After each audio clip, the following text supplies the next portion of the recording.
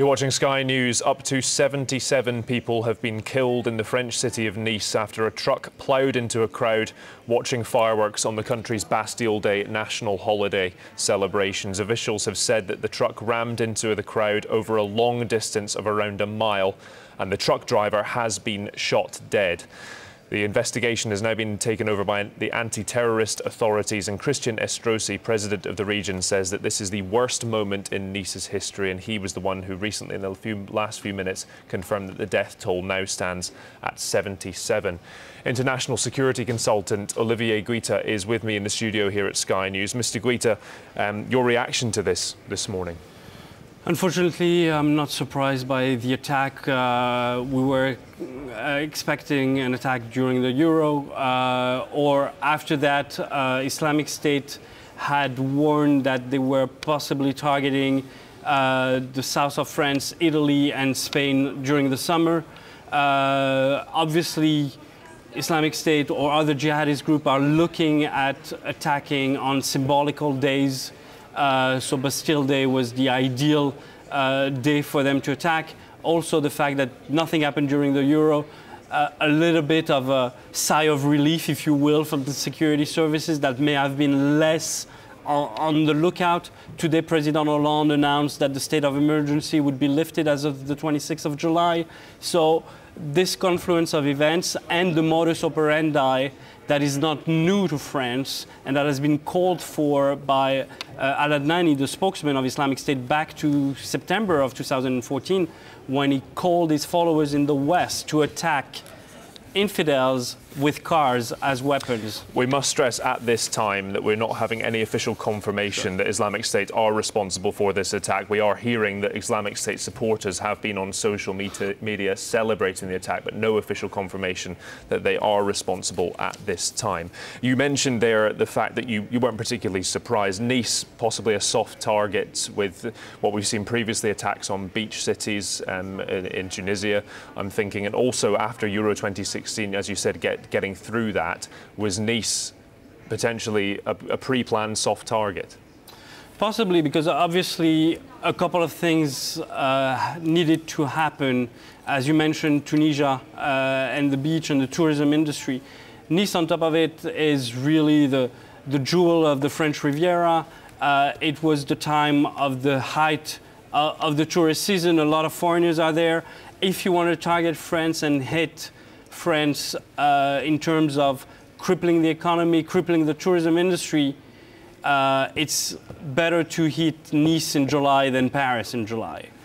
So that's not surprising. Also, we had in the past, there was one attempted attack in Nice by an Islamic State follower towards a Jewish center, and he tried to attack the policeman that was in front of it. So Nice, also because of Christian Estrosi, who used to be the mayor, now the head of the region, was always tough on security as well. So that's also one way to possibly go after him. But does this raise serious questions for the French security services? A lorry has obviously been allowed near the main street in Nice with thousands of people celebrating, and it's reported to have grenades and arms in the back of it. Surely this poses huge questions for the police in Nice. Yes. At the same time, I think that you have the factor that nothing had happened major since November. People were going back to enjoying, especially after the Euro 2016, more optimism. And I think that's one of the reasons that the French security services or the French authorities didn't believe that they needed to cancel any of the celebration in France. They canceled them in Istanbul, but not in Paris or Nice or other cities. We're just seeing the pictures on your screen right now, just the one you saw a few moments ago of the truck with the front window being shot out, and I presume that was police trying to stop the driver of the truck by shooting at the front of it. How hard an event is this kind of celebration to police, Olivier, in terms of thousands of people watching fireworks on a hugely long street in the middle of a very wealthy city? It's impossible. So, and that's one of the reasons why security services need absolutely to get human intelligence before an event like this, because it's impossible to police. I mean, you have to remember France is in a state of emergency. I mean, there are soldiers and police patrolling all the time. And so you feel like, I just returned from Paris, and you feel like you're in Beirut in the 1970s. So that's one of the things that people have to remember. It's impossible to police. The only way to do it would have been, like you suggested, possibly to cancel the celebration ahead of time. Explain to us why France has been targeted so heavily. So for a couple of reasons. Even under Al-Qaeda, France was in the top 3, if you will, of target list. Under Islamic State, France has become number 1 or 2 target for a couple of reasons. First, as we've seen in the case of Paris or Brussels, the perpetrators are from Algerian or Moroccan descent, ex-French colonies. They are French-born, but they feel a hatred of the country. That's number 1. Number 2 is that France has had a foreign policy that has been very strong military against jihadists around the world. I would put to you even more so than the UK and the US. Especially when it comes to Mali and attacking Al-Qaeda and Islamic Maghreb. France has been also one of the main countries attacking Islamic State in Iraq and Syria. That's number 2. And number 3, some of the jihadists consider France as an Islamophobic country because of the laws they pass on the hijab and the burqa. Those are the 3 reasons. If you're just joining us here on Sky News, 77 people have died after a truck ploughed through a crowd watching fireworks on France's Bastille Day in the city of Nice in southern France. The latest from the Paris prosecutor's office is that they've opened an investigation for murder and attempted murder in an organised group linked to a terrorist enterprise. We must stress at this point in time there's no confirmation of any link to Islamic State, Al-Qaeda or any other organisation, but they are opening an investigation for murder and attempted murder in an organised group linked to a terrorist enterprise. And they say the probe is now being handled by France's intelligence agency and judicial police. Olivier Guita, still with me, international security consultant. What would the next steps over the next few hours even be in your mind now that we've got this confirmation that it's being handled by France's intelligence agency and the judicial police?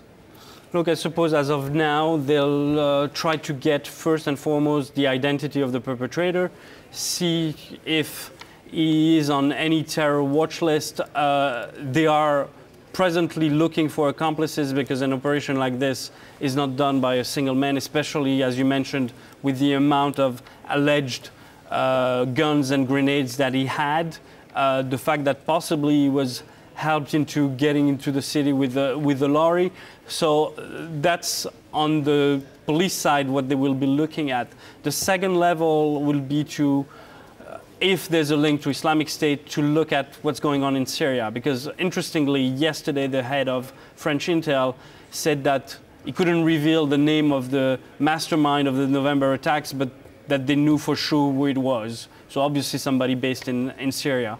And you have to remember that within Islamic State, the most powerful non-Arab foreigners are the French when it comes to, I would say, the board of Islamic State. So there's been always concern that they would call upon their followers to attack France. We've been getting reaction throughout the morning here at Sky News. Christian Estrosi, who's the president of the region in Nice, said that tonight at 10:30 local time, a lorry drove into a crowd at full speed along the Promenade des Anglais while the crowds watched the fireworks held for Bastille Day. This is the worst disaster in the history of Nice, as more than 70 people have already lost their lives. That is now 77, killed by the driver as he fired at the crowds ahead of him. We are terrified and we want to express our sincere condolences to the families involved. Today we must act. We are currently in touch with with the state authorities who are dealing with this crisis. We've also heard from the US President Barack Obama, who's condemned what he said appears to be a horrific terrorist attack. Our thoughts and prayers are with the families and other loved ones of those killed. And he also praised the extraordinary resilience and democratic values that have made France an inspiration to the entire world. He's offered France any assistance that they may need to investigate this attack and bring those responsible to justice. Our democracies, France, the United States and other partners, we are besieged. We face a terrible threat. That's President Obama speaking at a Bastille Day reception at the French Embassy in Washington recently. You're watching Sky News. Plenty more to come through the morning.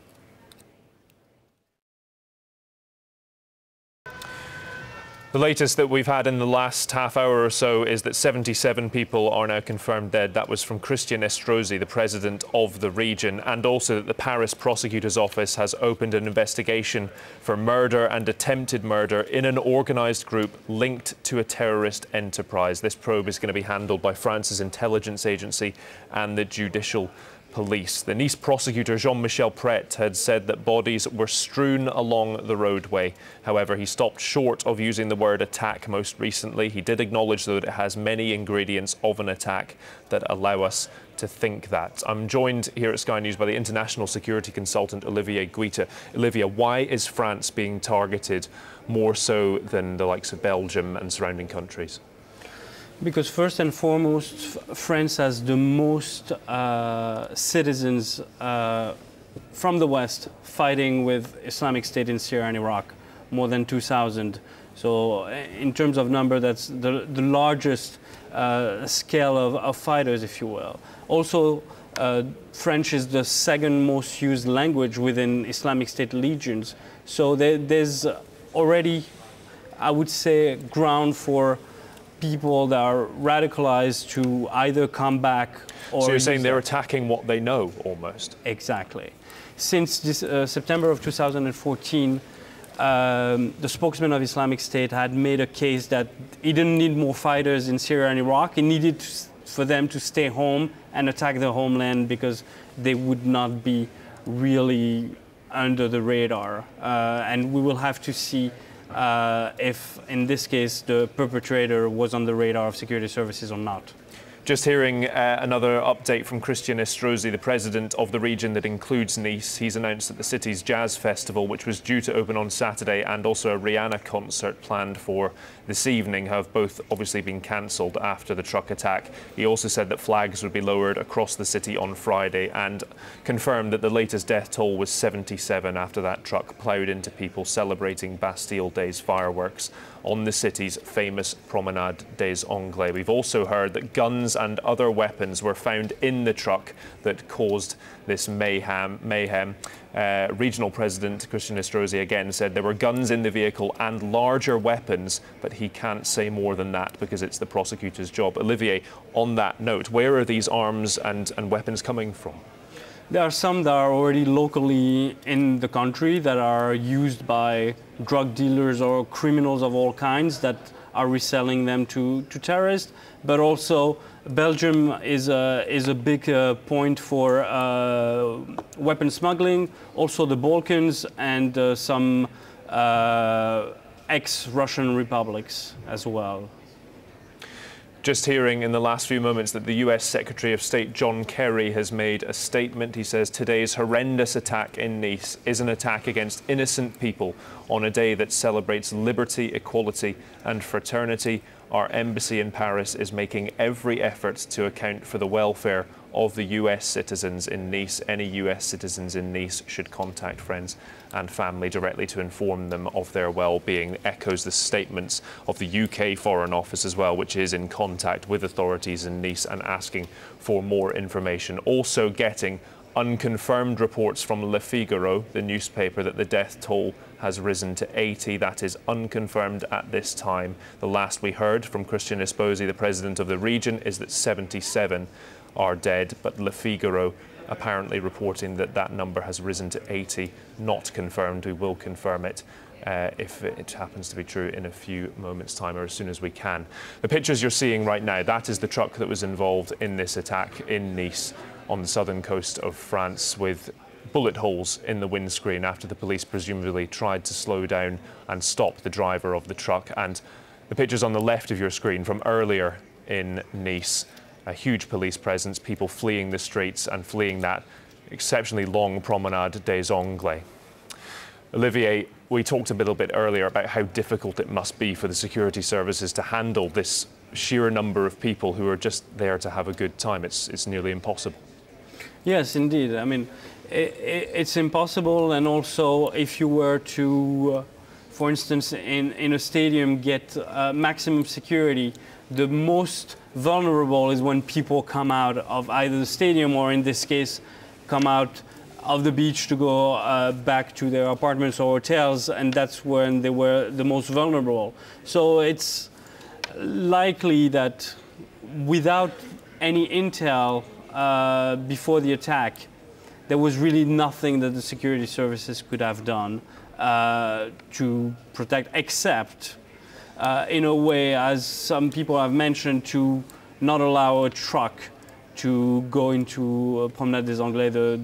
Does that surprise you, that a truck was allowed anywhere near this number of people? That surprised me a little bit, but that doesn't mean that, as I said before, that they would have not used cars. So it wasn't an amateurish job. They must have been sure that the trucks would have passed. Otherwise, they would have used just a regular car to attack people. So I suspect that either there was a dry run, or they knew that a truck would not be forbidden to go onto the main draw at the Promenade des Anglais. Just seeing some photos on social media of the lobby of the Negresco Hotel that is on the Promenade des Anglais in Nice. The photo clearly shows that it's been turned into a makeshift hospital ward. Witnesses are also being interviewed by investigators at that hotel on the Promenade des Anglais in Nice. The US Secretary of State John Kerry has spoken, President Obama has spoken as well. The UK's new Prime Minister Theresa May has also given a statement. We've been speaking a little bit earlier with our Europe correspondent Mark Stone, who has reported on the terrorist attacks last year in Paris and reflected on another horrific night for France.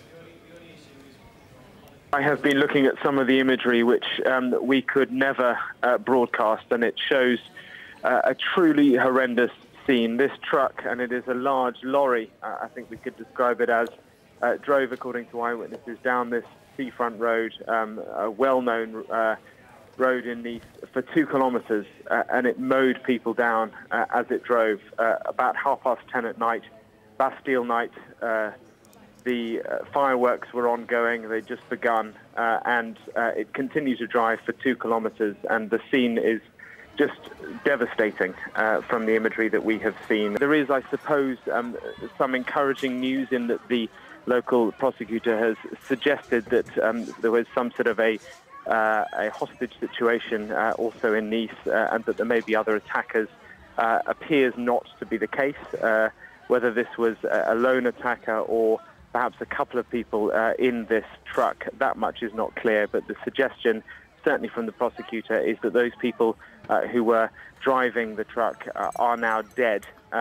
One of them, if there was more than one, that's not clear. One person, when the truck eventually stopped, got out of the truck and apparently started shooting. He was then shot very quickly by police or by the military, and the military are very, very present in France. So, and you can see from the imagery of that vehicle that there are a huge number of bullet holes in the front of it. Now, there is a suggestion that the driver was also shooting as he was driving. Certainly the bullet holes in the windscreen of that vehicle would suggest that there was an awful lot of gunfire, but a truly horrendous situation. The French authorities were so concerned that there may be some sort of an attack during the Euro Football Championships, which finished just last week. It didn't come. But instead it came on Bastille Day. This is a huge, huge night, not only in Nice, but right across France. And there was an expectation that there would be some sort of a terrorist attack at some stage, somewhere. And that is why the security situation right across France has been so severe. There was a hope from the French government that they might be able to reduce the terror threat now that the football championships had finished. But clearly, given what has happened, that is not going to happen. But it is encouraging, I suppose, that they believe that this is well, at this stage at least, and it's early days, that this is an isolated attack, one, perhaps two people, but certainly one vehicle. But what's interesting is that there have been numerous suggestions over the course of the past few months that vehicles could be used in attacks. And how on earth do you counter an attack by people simply driving a vehicle down a street? There are heavily armed police, there are heavily armed soldiers on the streets right across Europe, in fact, not just in France, in Belgium, where I am too.